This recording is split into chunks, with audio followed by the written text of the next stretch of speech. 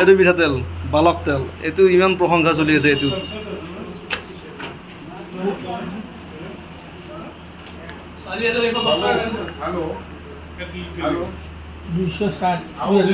বালক কাচি ঘাটি মাষ্টাৰ অইল। বন্ধুসকল, আজি বালক তেল বিক্ৰী কৰিব নিম বুলি ভাবিছোঁ। চাই আছোঁ ওলাই আজি লৈ যাওঁ নেকি। বন্ধুসকল, আজি বালক মিঠাতেল লৈ আহিলোঁ 1 লিটাৰৰ, হাফ লিটাৰৰ।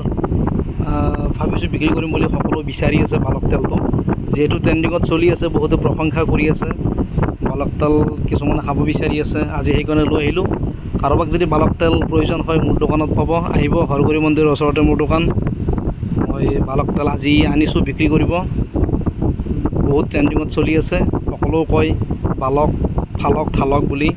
আহিব মোৰ দোকানত বালক তেল নিয়াৰ কাৰণে, নিশ্চয় পাব মোৰ দোকানত। আজি যিহেতু আনিছোঁ, চাওঁ বিক্ৰী কৰি কেনেকুৱা লাগে।